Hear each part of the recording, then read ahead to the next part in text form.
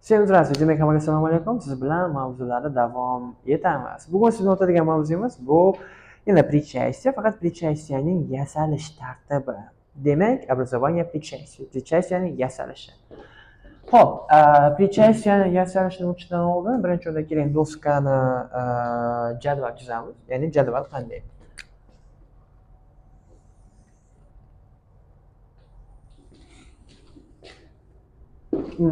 Demak, jadvalga e'tibor berasiz. Temadagi qismda причастие deymiz. Pastdagi qismda esa gлаголы deymiz. Demak, tepada причастие, pastda esa gлагол. Ya'ni biz juda yaxshi bilamiz, причастие sifatdosh bizda gлаголdan yasaladi deb aytilgan edi. Diqqat eshitasiz, причастие bizda gлаголdan yasaladi. Demak, to'rtta turdagi gлаголimiz mavjud.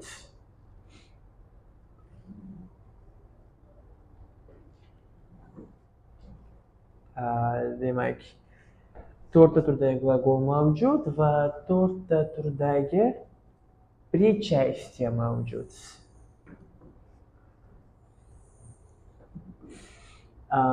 Yana bitta chizar ekanman.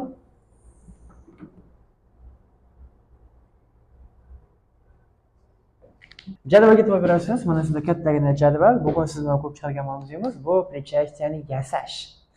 Ya'ni demoqchi bo'lgan narsam, siz o'ylamang, har qanday gлаголdan причастие yasashimiz mumkin ekan deb. Diqqat eshitasiz, har qanday gлаголdan причастие yasalmaydi. Va testdagi savol qanday ketadi? Demak, diqqat eshitasiz. O'zi ikkitagina qoida bor. Причастие yasash uchun diqqat eshitasiz. Birinchi qoida nimada? Несовершенный va совершенный bo'yicha ishlaymiz. Agar sizdagi gлагол несовершенный bo'lsa, juda yaxshi bilasiz, unda настоящий bor, прошедший ham bor. Agar gлагол совершенный bo'ladigan bo'lsa, настоящий va прошедший degan bo'lsa, juda yaxshi bilasiz, qaysi bir mavjud emas, настоящий. Demak, agar bizdagi gлагол совершенный bo'ladigan bo'lsa, biz unda настоящий yasay olmaymiz. Keyingi ta'rif. Agar bizdagi gлагол переходный yoki непереходный bo'lsa. Demak, bizdagi gлаголimiz переходный yoki непереходный bo'ladigan bo'lsa. Diqqat eshitasiz.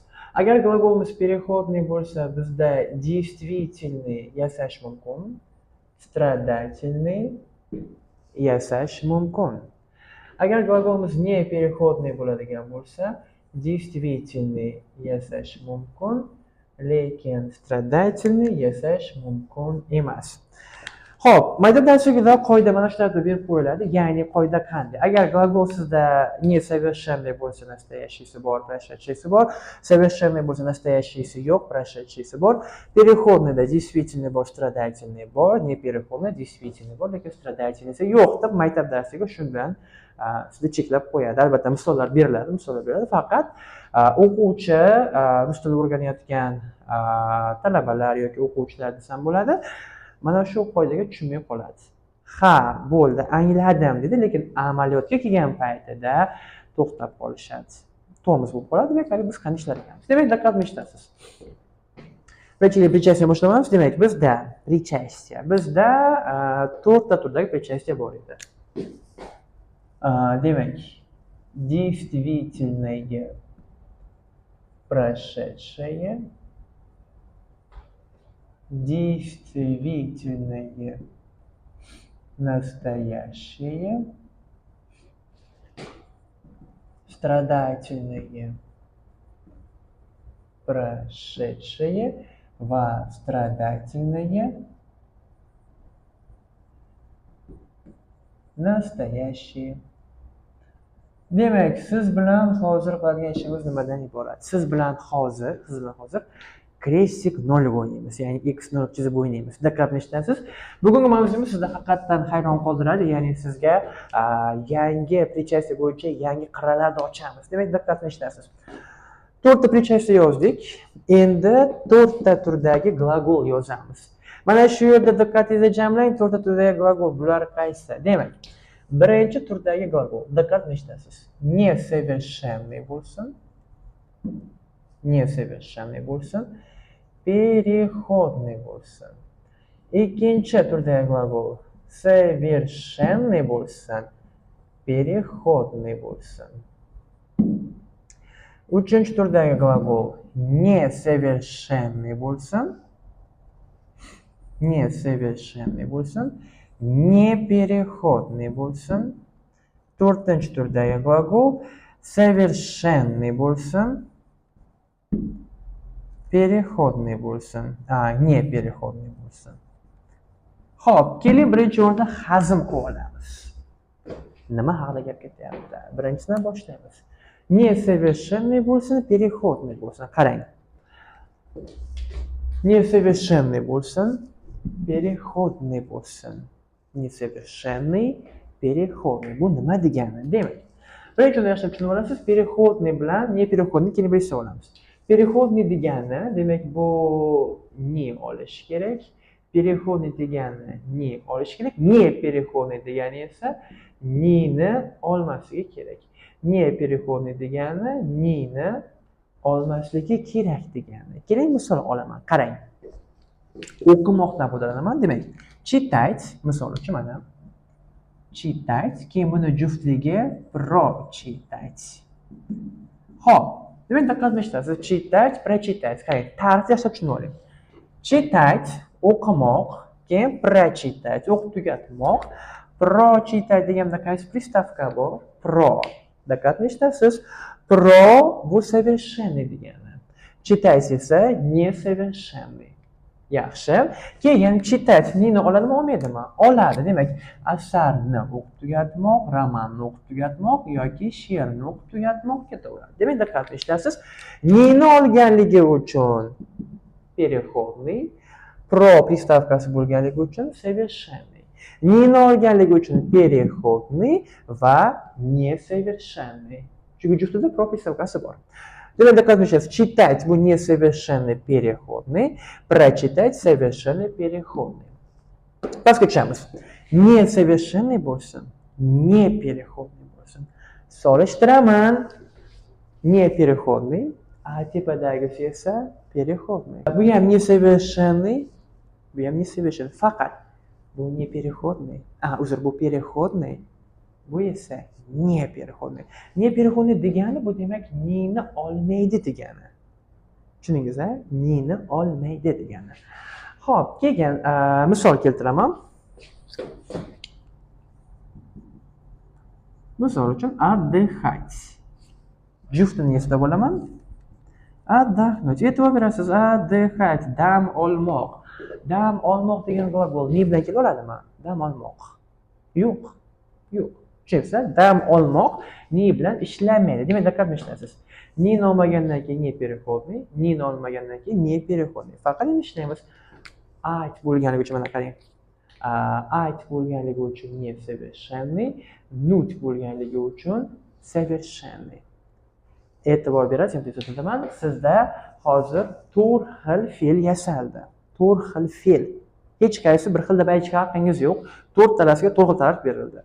Несовершенный, переходный. Несовершенный уже analiz qiling, переходный nini oladi. Совершенный, переходный nini oladigan tugallangan. Несовершенный, непереходный. Nini olmaydigan tugallanmagan. Nini olmaydigan tugallangan. Farqini tushundingizmi? Yana aytaman, chunki mana bu tomonga o'tishdan oldin birinchi o'rinda glagolni tushunib olishingiz kerak. Demak, yana aytaman. Несовершенный, переходный. Несовершенный, непереходный. Переходный nima degani? Nini oladi. Непереходный nima degani? Nini olmaydi degani. Совершенный переходный, совершенный непереходный. Tushundingizmi? Endi boshlaymiz. Demak, savol nimadan iborat? Savol. Chitachda nechta xil причастие yasashimiz mumkin? Отдыхachda qaysi turdagi причастиеlar yasaladi? Savol tushundingizmi? Savol aynan mana shunda. Отдыхachdan qaysi turdagi причастие yasay olamiz? Savol mazmun tushundingizmi? Ana endi boshlaymiz siz bilan. Demak, qaysi shaklda nimalar yasash mumkin deydigan bo'lsak, mana bu ikkitagina qoidadan foydalanamiz. Birinchi qoidadan boshlaymiz. Demak, e'tibor berasiz. Не совершенно. Demak, qizil markada yozaman. Markalar ortidan yuramiz. Несовершенный. Agar несовершенный bo'lsa, настоящийsi bor, прошедшийsi bor. Совершенный bo'lsa, настоящий yo'q, прошедший bor. Demak, bu tomonga qaytamiz. Несовершенный. Demak, diqqatga qarang. Несовершенныйda прошедший bormi, yo'qmi? Несовершенный, прошедший bor. Несовершенный, настоящий bor. Несовершенный, прошедший bor. Несовершенный, настоящий bor. Yo'limiz ochiq. Прочитать-ga qaraymiz. Прочитать bu qaysi vidda ekan? Совершенный. Marker ortidan yuramiz. Совершенный. Xo'p, совершенный ta'rif berilgan edi. Agar bizdagi gлагол совершенный bo'ladigan bo'lsa, nimasi yo'q edi? Настоящийsi. Demak, davom etaman. Совершенный bo'lgandan keyin прошедшийsi bormi, yo'qmi? Bor. Совершенный bo'lgandan keyin настоящий bormi? Yo'q. Совершенный bo'lgandan keyin прошедшийsi bor, совершенный bo'lgandan keyin настоящийsi yo'q. Ha, demak xulosa qiling. Прочитать gлагolidan ikkita shakl yasashimiz mumkin ekan. U ham bo'lsa действительный прошедший va страдательный прошедший. Unda nima uchun mana bu ikkita shakl yo'q desa, qarang, yana bir eslatib marker ortidan yuring. Совершенныйdan yasash mumkin emas, настоящий. Совершенный bo'lganligi uchun yasolmas ekanman, nastoящий. Tushundingizmi? Shuning uchun sizda hozir 3 xil markadan foydalanyapmiz. Demak, qora marker bu shunchaki fe'llar yozish uchun, lekin qizil bilan ko'k bizda asosiy nima deydi? Vositamiz bo'ladi. Demak, davom etamiz. Keyingisi. Yana ishlaymiz. Несовершенный. Несовершенныйda прошедший bor, несовершенно настоящий bor, несовершенно прошедший bor, несовершенно настоящий bor. Yo'limiz ochiq. Davom etamiz. Совершенный. Demak, совершенный.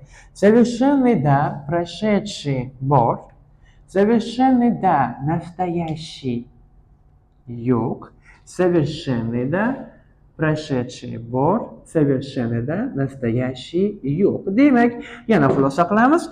Bizdagi отдохнуть mana bu shaklga ega emas. Sabab qizil markadan ortdan yuramiz. Demak, совершенный mana markaga e'tibor bering. Yasa bo'lmas ekan, настоящий. Совершенный yasa bo'lmas ekan, настоящий. Bu birinchi qadam. Demak, birinchi qadam biz совершенный, несовершенный bo'yicha tekshirib chiqdik. Endi ko'k markerda olamandagining ikkinchi qadamga o'tamiz, переходный, непереходный bo'yicha. Demak, qarang. Переходный, ya'ni neni oladi degani. Agar gлагол переходный bo'lsa, переходныйda действительный bor, страдательный bor. Demak, ishlaymiz. Переходныйda действительный bor, переходныйda действительный bor, переходныйda страдательный bor, переходныйda страдательный bor. Bo'ldi. Mana 2 marta tekshirib o'tdik. Tushundingizmi?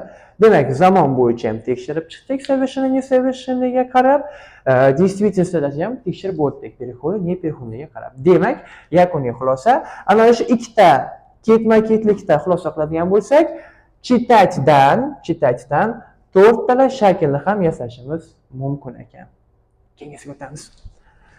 Переходныйda действительный bor, переходныйda действительный bor, lekin bu chiqib ketgan edi o'sha allaqachon.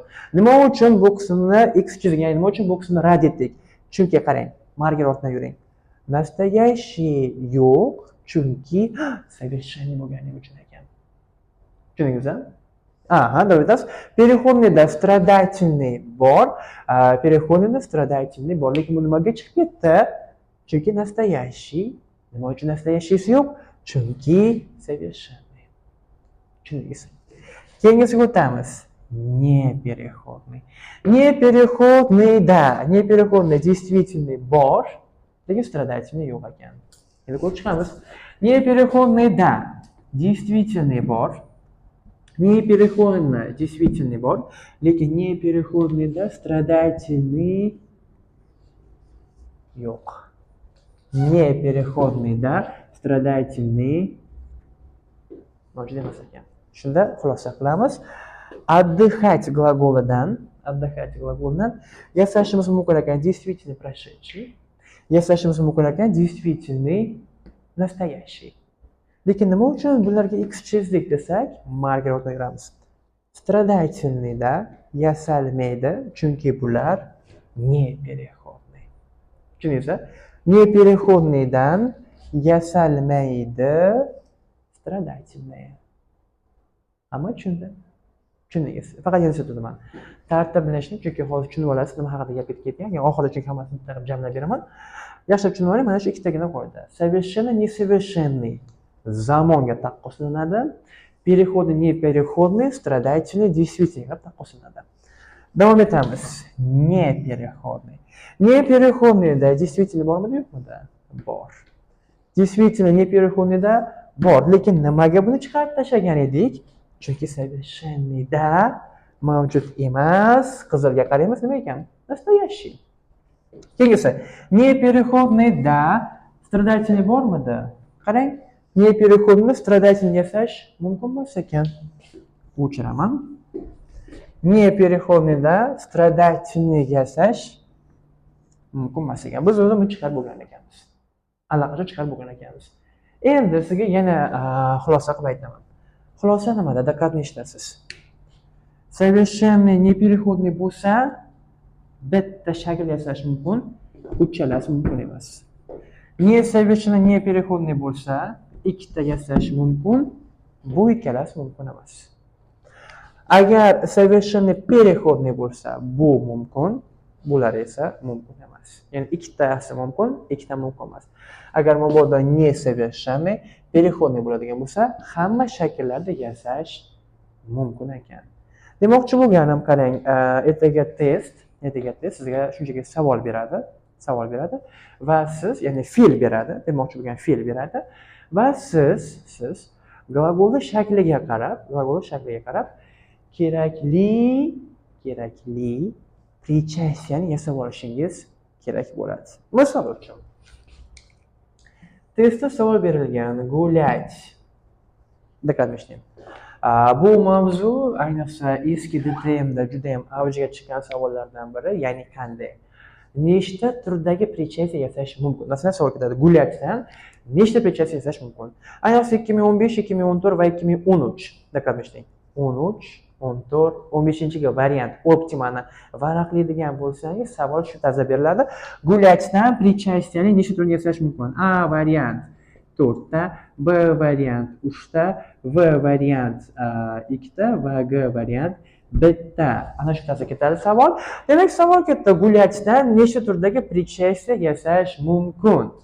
4 ta yoki 3 degan javob chiqmaydi sizda, yoki 2 ta, mana 2 ta yasashingiz mumkin yoki 1 ta yasashingiz mumkin. Demak, 4 ta yasash mumkin, 2 ta yasash mumkin yoki 1 ta yasash mumkin. Demak, qanday savol ketdi? Gulyachdan nechta shakl yasash mumkin? Siz qilgan ishingiz nima ekan? Qilgan ishingiz birinchi o'rinda ta'rifini bering. Bu qanaqa glagol? Gulyach, sayr qilmoq. Bizda asosan juftni yodlagandingiz, gulyach va gulyach. Tushundingizmi? Shunda gulyach bu совершенныйmi, несовершенныйmi? Несовершенный. Keyin gulyach, sayr qilmoq. Ni ola oladimi yoki ola olmaydimi? Ni gulyach, sayr qilmoq. Ola olmaydi. Ni ola olmagandan keyin bu непереходный. Endi siz qilgan ishingiz jadval tomonidan несовершенный, непереходный topishingiz kerak ekan. Demak, jadval tomonidan несовершенный, непереходный. E'tibor beramiz, несовершенный, непереходныйda nechta shakl yasash mumkin ekan? Ikkita. Demak, mana belgilab qo'yaman. Gulyachdan ikkita shakl yasashingiz mumkin ekan. Ya'ni bu ham bo'lsa действительно прошедший, гулявший va действительно настоящий, гуляющий. Tushundingizmi? Mana bu shakllar mumkin emas ekan. Nima uchun? Marker ortida yuramiz. Stradatelniy yasash mumkin emas, chunki bu не переходный bo'lganligi uchun. Stradatelniy yasash mumkin emas, chunki bu не переходный bo'lganligi uchun. Tushundingiz, a? Hamma tushundi. Endi keling yana bitta fe'l yozaman.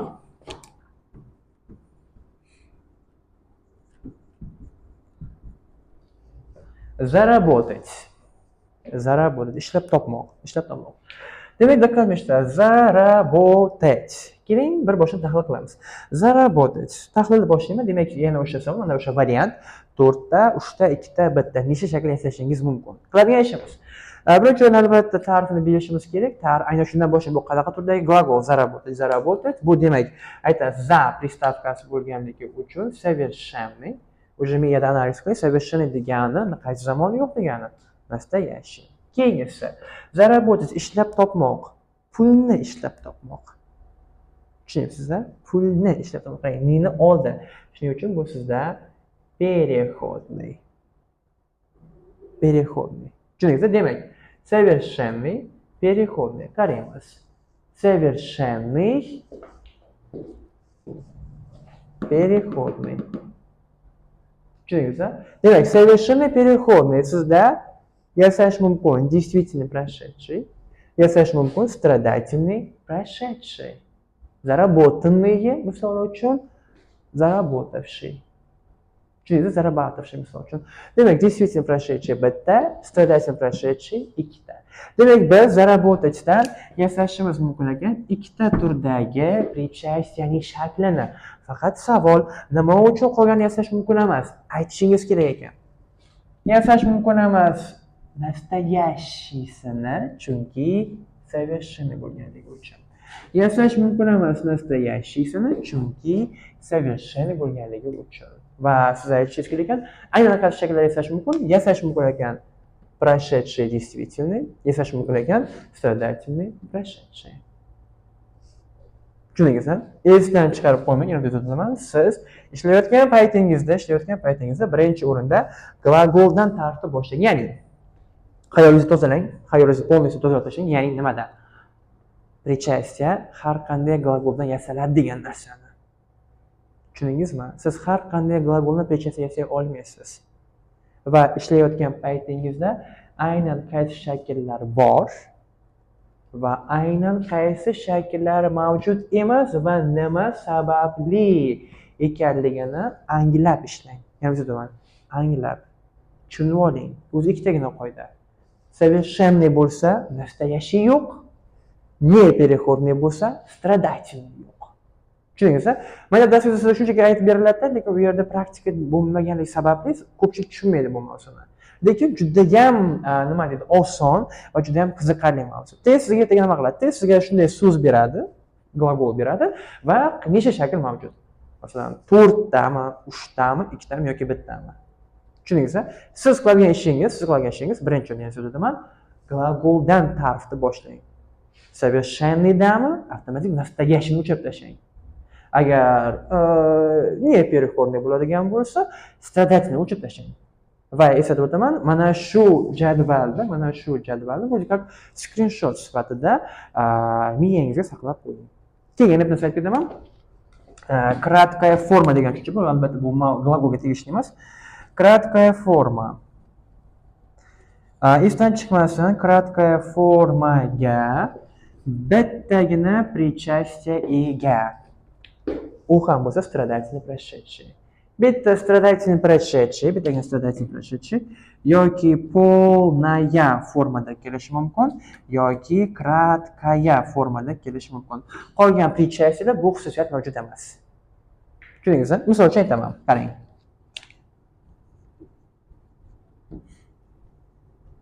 Закрытая yoki закрыта. Mana marhamat. Закрытая, закрыта. Закрытая, закрыта. Краткая forma окончание bitta harf. Полная forma окончание 2 monolit harf. Tushundingizmi? Краткая formaga ega bo'lgan shaklni top degani краткая forma, mana краткая forma faqatgina страдательный прошедший sizlar ekan. Tushundingizmi? Demak, eslatib sizga bu bo'yicha alohida mashqimiz bor. Telegram kanalimizga a'zo bo'ling va video ostida siz mashqni topasiz. Mashqni bajarib bizga yo'llang va biz u mashqni tekshirib berib, sizga o'zimizning to'g'ri javoblarni taqdim etamiz. Demak, tushungan bo'lsangiz, keyingi darslargacha ko'rishguncha. Rahmat.